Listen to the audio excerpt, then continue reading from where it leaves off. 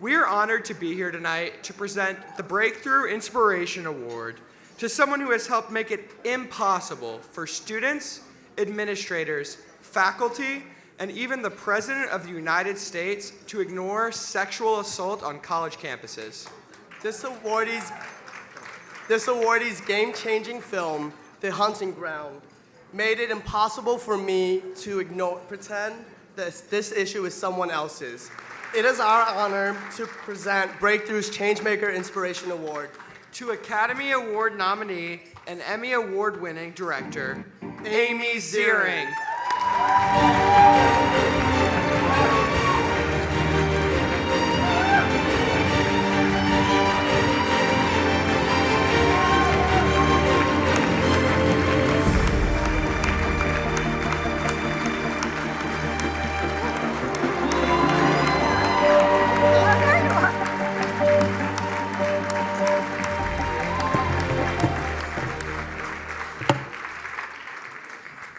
Thank you so very, very, very much. I'm really touched and honored, and especially since you've all had dessert and you're all here.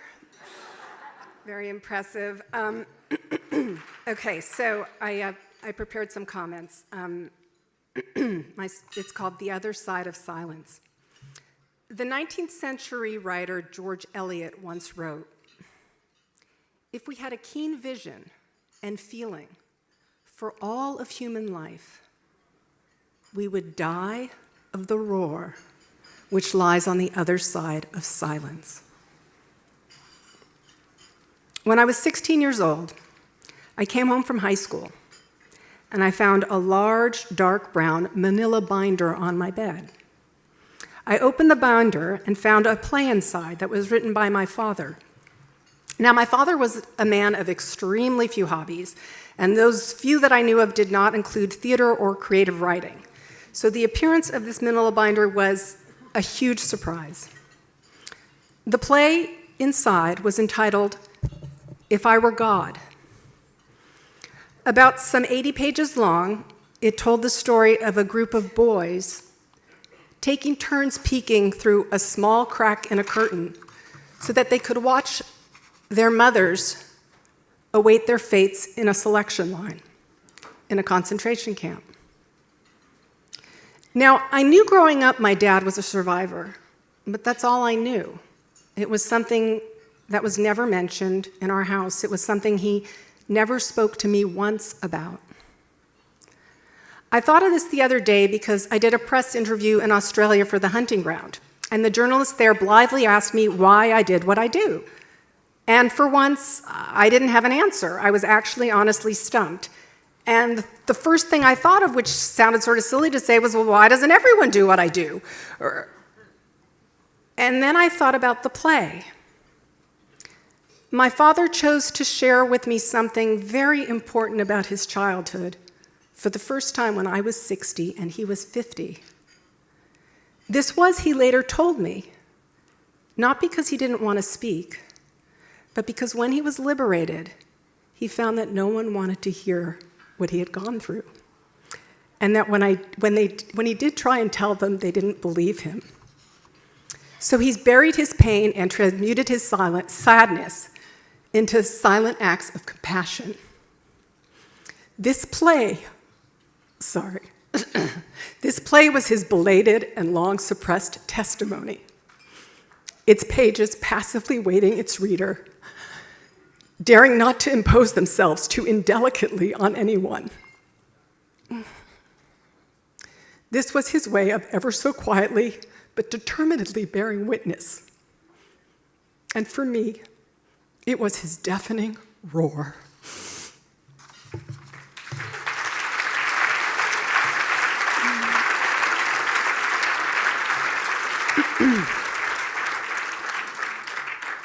In 2006, I read an article in an online journal called Salon. It spoke about a handful of women who were the victims of a similar criminal experience while serving in the military.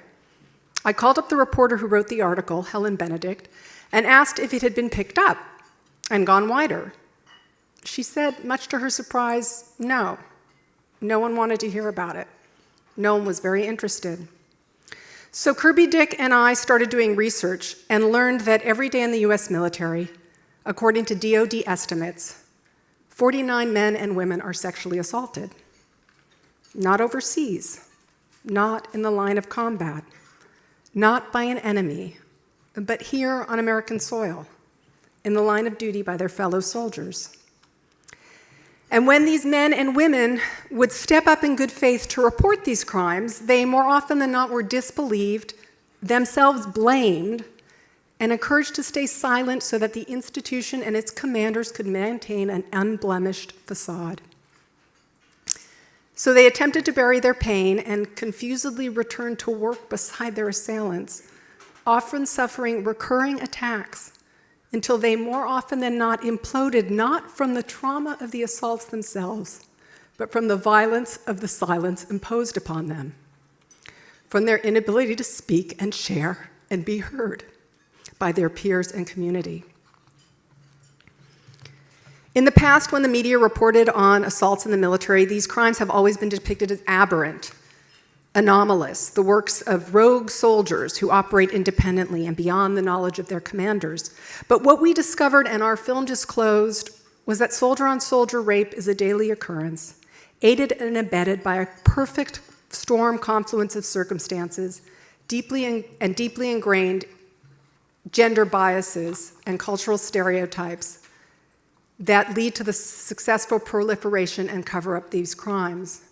Far from being aberrations or one-off scandals, they are manifestations of an epidemic, one that is ravaging the well-being of our troops, creating generations of traumatized survivors and families, and has been going on unchecked for decades. After a good year plus of being unable to receive funding for this film, Kirby and I just decided to grab a camera and travel around the country and meet with soldiers.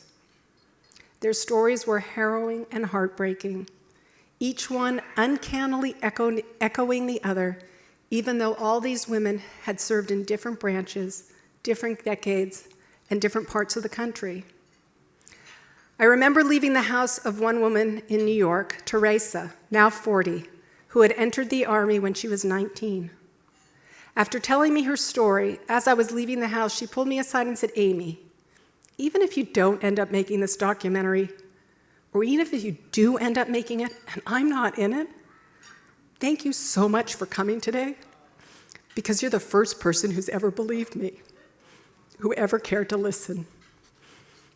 Our film Invisible War came out. It premiered at Sundance. It broke this story and unleashed a tsunami of outrage, which led to 35 pieces of legislation being passed, 5 congressional hearings, and the film is being used today as a teaching tool on military bases.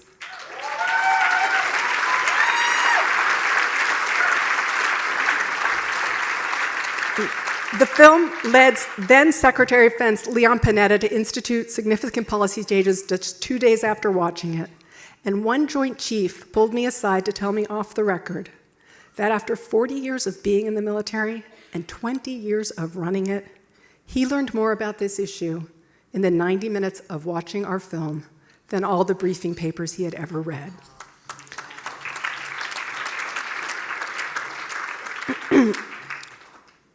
When Kirby and I finished The Invisible War, and to instigate all this outrage, we undertook an outreach campaign in which we traveled around the country and gave Q&As on college campuses.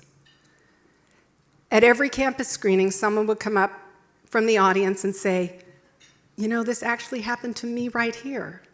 And there's a lot of similarities between what you point out going on in the military and what I experienced at Bowdoin, at Dartmouth, at Brown, at Amherst." And then we started receiving letters in our inboxes. "Dear Ms. Ziering, I just finished watching The Invisible War. Will you please make a film about what's happening on our campuses? No one is listening to us." So although we were fully engaged, we had no one's here from HBO. We were signed on, we haven't finished that project yet. We were signed on to another project for HBO. We called them up and said, "Can we have an extension?" We felt compelled we had to respond to this call. So we embarked on making this film, which was released, The Hunting Ground, which exposed the epidemic of rape on our campuses and chronicled and captured in real time the burgeoning student movement that had arisen to call it out, and attempt to stem its proliferation. The combination of the courageous voices speaking up in the hunting ground, in the invisible war, the work of students and activists, NGOs, nonprofits like Breakthrough, PSA and ad campaigns, pop cultural contributions of Lady Gaga and journalists has led the beginnings of a profound cultural shift. The blame for rapes in our culture is, for the first times in our lifetime, being placed on the perpetrators and not the victims.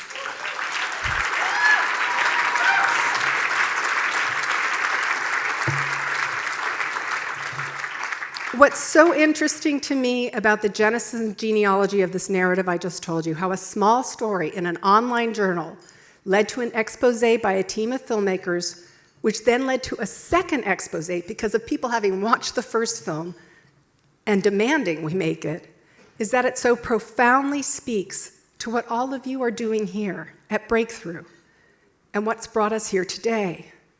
You are here because you know the power of storytelling. The power of telling stories about gender-based inequities and violence, and that they matter, and that it is our obligation, our duty, our responsibility to listen, even when that listening is painful and unpleasant, and to speak up, even when that speaking up requires courage, and even when it would be easier to turn away or elect to remain silent. You all are supporting work that knows the importance and power of bearing witness and speaking out. You are even doing so right now by gathering here to listen to all of us speak. It's March 2015. I'm in a public movie theater in Cambridge, Massachusetts. The Hunting Ground has just finished screening, and people line up to talk to me after the Q&A. A young girl, barely 18, is standing in the periphery, awkwardly hanging back. At the behest of the usher, I ultimately leave the theater and head out to the lobby where I am newly accosted. She belatedly follows and waits, watching me from afar as I field more queries, and then she patiently waits some more, hovering ever so hesitantly as I now suddenly catch up with an old acquaintance who has come up to say hi. At long last, I'm alone. She walks along diagonal and approaches me. We are face to face. She looks at me, and I look at her. And she says nothing. I wait. Still nothing. Another minute. And then I understand.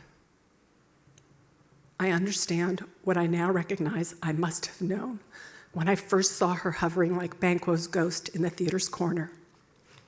I understand so much. I understand an eternity of silence, and I hear its thundering and persistent roar. Finally, I say the only thing that comes to mind, which is, it's going to be okay. I promise you it will. She shakes her head, and she starts to cry, and we hug. We hug a long time, and I start to cry. I cry for my father. I cry for the college sophomore who brought her teddy bear to our interview. And when she told me she didn't want to tell her parents because she didn't want to see them sad, saw that made me sad and asked me if I wanted to keep her bear. I cry for all the women and men I met and spoke with these past 5 years who were met with silence, blame, and derision when all they did was want to report a crime to keep it from happening to other people. Sorry. I cry for this haunting stranger who simply could not speak. When my kids were in kindergarten, once a week they engaged in a practice called counsel. You sit in a circle and you pass around a talking stick. And when you had the talking stick, you get to speak about whatever you wanted and everyone had to listen. Once a month, parents would come in and lead council, and when it was my turn, as we all were gathering, I asked, so what did everyone like best about council? And someone yelled out, the best part is that the mommies bring snacks. And someone else said, it's great because there's always recess right after. And another little girl said, oh no, Amy. The best part about council is we get to listen. We get to listen. Thank you for doing the work you do at Breakthrough. Thank you for being here for those who cannot or dare not speak. And most of all, thank you for listening to them compassionately when they do, and for hearing the roar behind their tears when they are silent. I accept. Thank you.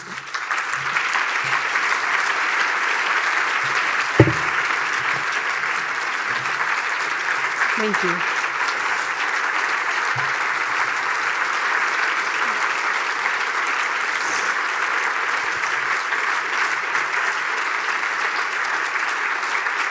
Thank you. Thank you. It's so nice.